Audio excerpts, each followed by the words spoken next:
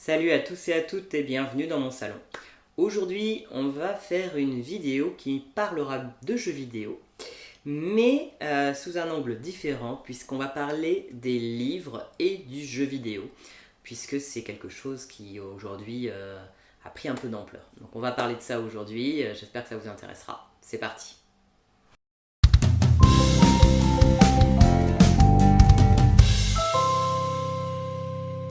Donc aujourd'hui la thématique c'est livres et jeux vidéo. Alors ça va être un peu différent de la vidéo que j'avais fait sur manga et jeux vidéo puisque c'était deux mangas en rapport avec le jeu vidéo. Et là vous allez voir en fait ça va pas être ça. C'est pas des livres qui vont raconter des histoires en rapport avec le jeu vidéo. Ça c'est pas ça. Ça peut être intéressant pour d'autres fois mais parce qu'il y en a, hein, il y a des romans bien sûr qui sont en rapport avec le jeu vidéo, qui soit racontent ce qui a pu se passer dans un jeu vidéo, soit qui prolongent une histoire d'un jeu vidéo. Ça arrive. Un jour, on pourra éventuellement s'y pencher. Aujourd'hui, c'est pas ça. Aujourd'hui, on va s'intéresser aux publications en rapport avec le jeu vidéo. Puisque c'est vrai qu'aujourd'hui, on en a beaucoup. On a de la chance, on a quelques éditeurs en France qui s'intéressent vraiment maintenant aux jeux vidéo. Et vous voyez d'ailleurs, je ne sais pas si vous voyez, mais j'ai fait ma petite pile. Hein. C'est pas que je vais vous faire une présentation de chaque ouvrage, mais c'est pour illustrer un peu mes propos. Alors qu'est-ce qu'on entend qu'est-ce que je vais entendre en tout cas ici par livre et jeu vidéo. Le jeu vidéo, c'est une forme d'art. C'est une forme, qu'on le veuille ou qu'on le veuille pas, hein, c'est comme ça. Je veux dire, c'est pas. Il y en a qui vont dire oui, mais non, le jeu vidéo, à mon humble avis, il n'y a pas de débat à avoir à partir du moment où on considère que la bande dessinée est une forme d'art, que le cinéma est une forme d'art. Il n'y a pas de raison qu'on ne considère pas le jeu vidéo comme une forme d'art. Alors, est-ce que ça veut dire que tous les jeux vidéo sont des œuvres d'art? Non, certainement pas. Comme dans les films d'ailleurs, est-ce que tous les films sont de véritables œuvres d'art? Peut-être pas, non. Mais en tout cas, le jeu vidéo est une des formes d'expression artistique qui existent aujourd'hui. Et comme la plupart des formes artistiques qui existent, eh bien, il y a toute une littérature, toute une forme d'édition de livres qui s'est intéressée aux jeux vidéo. Tout comme, par exemple, il peut y avoir des livres sur la peinture. Je pense que c'est un assez bon comparatif, ou des livres, bien sûr, sur le cinéma, sur la photographie, sur les œuvres, soit des artistes, soit de l'œuvre en particulier. Alors, je vais vous donner par exemple des exemples. Hein. Là, par exemple, voilà, j'y reviendrai peut-être après plus en détail, mais vous voyez, ici par exemple, un livre des éditions Pix and Love qui s'appelle VGM, Video Game Music, Histoire de la musique de jeux vidéo. Donc il s'intéresse dans tout l'ouvrage à la musique dans le jeu vidéo. Hein. Donc là c'est vraiment, vous voyez, alors, vous avez les compositeurs, le décryptage de leurs œuvres, avec les visuels aussi des jeux en rapport, puisqu'on peut pas, tout comme la musique de film, on peut évidemment pas, on ne peut évidemment pas analyser la musique en la détachant de son œuvre qui est reliée. Donc voilà, ça c'est un livre, voilà, très intéressant. Alors là, par exemple, j'en ai deux comme ça qui s'intéressent à une œuvre en particulier, un jeu en particulier. Parfois, ça peut être une série. Là, c'est à chaque fois un jeu. Ici, les deux livres sont de Sœur d'édition. Franchement, c'est une super maison d'édition. Il y en a un sur Zelda Breath of the Wild, le dernier Zelda qui est sorti sur Nintendo Switch et sur Wii U. Chronique d'une saga légendaire de Valérie Pressigou, que certains connaissent peut-être sous le nom de Romandil, quand elle travaillait notamment chez jeuxvideo.com. Donc, analyse de l'œuvre. Très intéressant. Et ici, Persona 5, Derrière le masque, création, univers, décryptage. C'est marqué volume 2 parce que celui-là s'intéresse uniquement à Persona 5, alors qu'il y en a un précédent que je n'ai pas lu. Je crois qu'il s'intéresse au volet 1 à 4. Je n'ai pas encore attaqué celui-là, mais encore une fois, pour présenter ce type de livre, c'est parfait, c'est vraiment un livre de décryptage. Alors là, n'y cherchez pas dans ces deux livres, n'y cherchez pas d'images de jeu. Il n'y en aura pas. C'est vraiment un livre qui va s'intéresser à l'univers du jeu, à comment comment on en est venu à créer ce jeu, le décryptage de ce qu'il y a derrière l'œuvre. C'est vraiment des livres qui s'intéressent au jeu en tant qu'œuvre et à essayer de mieux comprendre ce qu'il recèle. Alors, un peu dans le même genre, ici, on a l'histoire de Zelda, Pix and Love, oui, également, qui est un volume 1, on peut dire, parce que je pense que Oscar Lemaire, qui est l'auteur, travaillera bientôt, j'espère, sur la suite, puisque c'est de 1986 à 2000, naissance et apogée d'une légende. Et là, encore une fois, c'est vraiment l'histoire de la saga Zelda, de ses tout débuts, jusqu'aux années 2000. Donc ça doit s'intéresser, si je me trompe pas, ça doit se terminer avec Majora's Mask sur Nintendo 64. Oui, c'est bon, je ne me trompe pas. Celui-là, je l'ai lu, alors faut pas que je me trompe non plus. Pareil, on est vraiment sur l'histoire de la saga, comment ça a été développé, les inspirations, les chiffres de vente, les analyses des ventes. On est vraiment sur du décryptage aussi. Et n'y cherchez à nouveau pas de visuel du jeu. C'est vraiment, ça s'adresse à ceux qui ont fait le jeu pour en savoir plus. C'est un livre extrêmement documenté, avec, vous voyez, des tableaux pour expliquer vraiment les propos de l'auteur. Il y a même aussi des graphiques sur les chiffres de vente, des graphiques et des tableaux sur qui a développé le jeu, sur quoi il a travaillé auparavant. C'est une petite bible très intéressante. Très est très belle. Il doit exister en édition plus simple. Petite réflexion, Pix and Love, et si vous me regardez, c'est très très très très joli, les lettres dorées, mais quand on lit le livre avec la transpiration des mains, ça s'efface. Voilà. Donc à corriger peut-être sur une future édition, parce que c'est vrai que je suis un peu déçu que ça se soit effacé derrière. Très beau livre, voilà. Très beau livre, vous voyez. Dans un autre genre, encore une fois, alors là c'est carrément le décryptage d'un type de jeu. L'histoire du RPG passé, présent et futur. Et ici on a des visuels par contre, puisque ça ne s'intéresse pas à une œuvre à laquelle on aurait pu jouer, mais ça s'intéresse à un genre. RPG, c'est ce qu'on appelle les role-playing games, c'est les jeux de rôle en tant que jeu vidéo.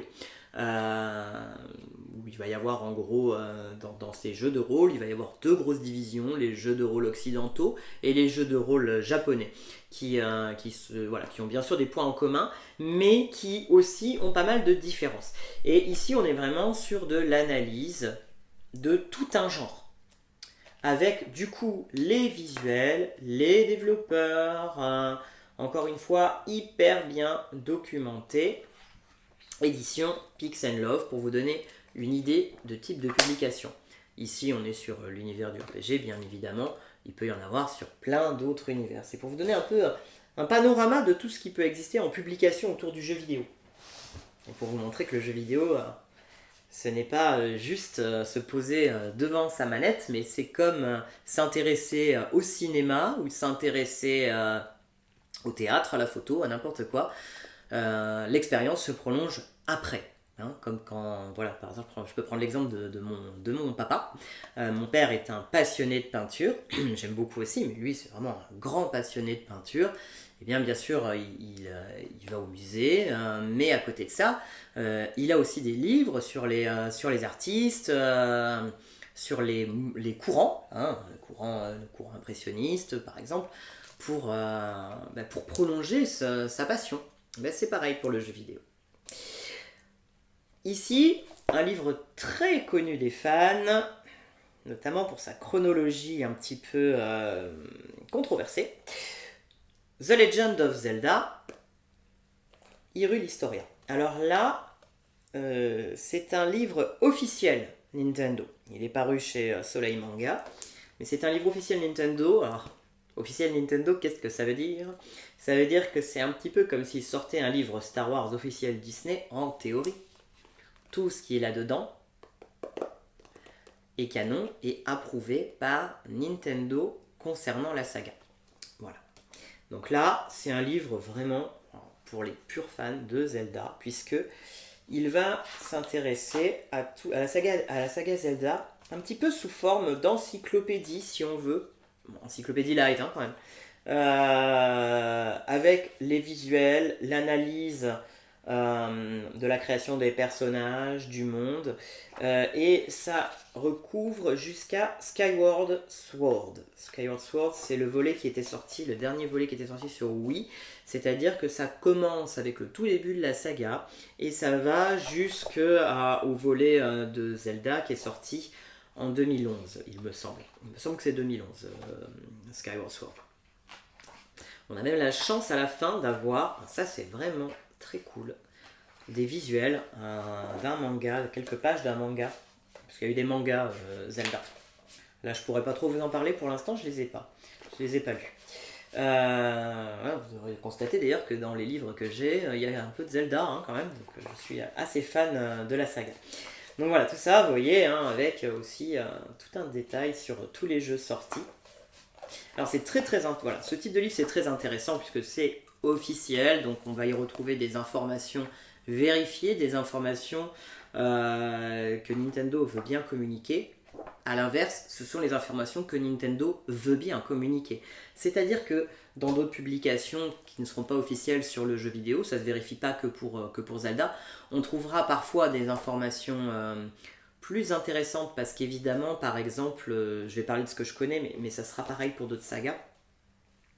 Si on prend l'histoire de Zelda, le livre que je vous ai montré tout à l'heure, Oscar Lemaire a fait un véritable travail de recherche. Il a recoupé toutes les informations possibles sur les sagas, sur la saga. Il a recoupé les interviews, etc. Donc il y a un vrai travail de compilation, de recherche pour accoucher de ce livre. Ce qui fait que c'est vraiment une mine d'informations que même ici vous n'aurez pas. Ici c'est vraiment ce que Nintendo veut mettre en valeur. Dont en effet, bon là par exemple, dont une chronologie de Zelda. Alors si vous avez joué à Zelda, voilà, là il y a une chronologie de Zelda. Et elle vaut ce qu'elle vaut, hein, parce que bon, Nintendo a mis son saut, ok, c'est bon, on valide. On peut se poser la question si elle n'a pas été faite pour les fans au final, parce qu'ils n'arrêtaient pas de réclamer une chronologie pour savoir oui mais tel épisode, quand est-ce qu'il se passe, etc.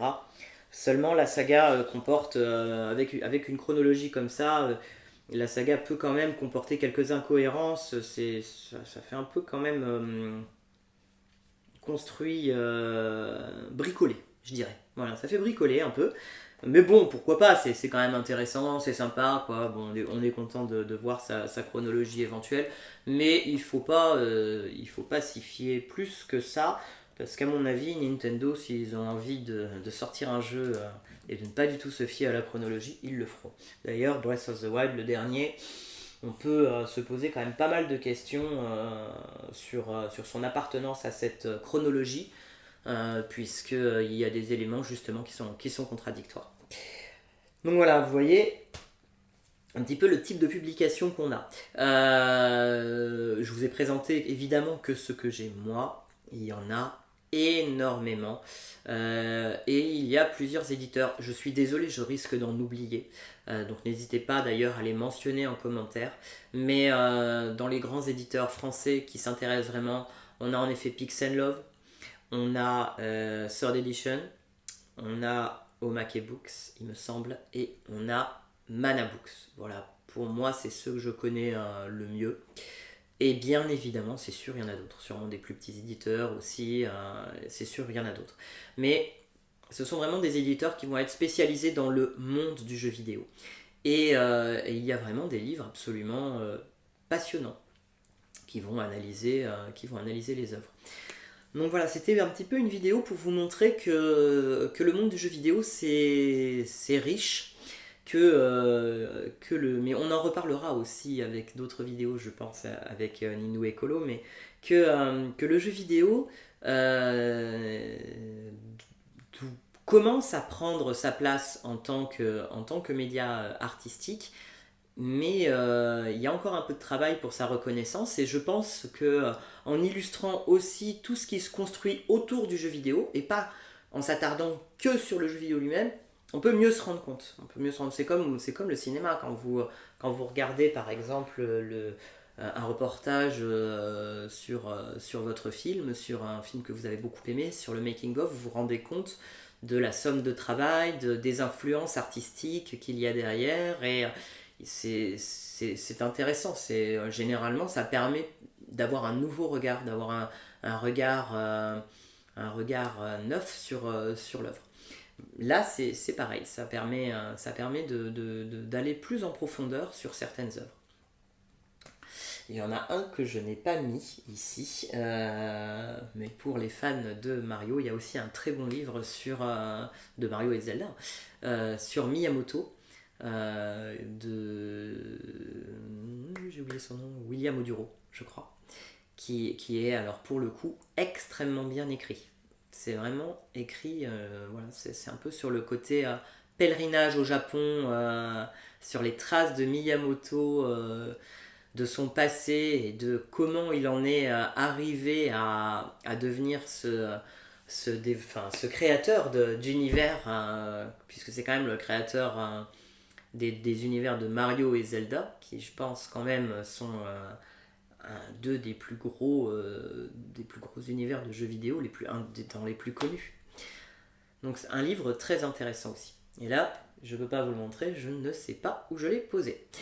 Voilà, bah écoutez, j'espère que ça vous a plu, j'espère que ça vous a intéressé. N'hésitez pas à aller voir sur le site de ces éditeurs. Je mettrai les liens en dessous.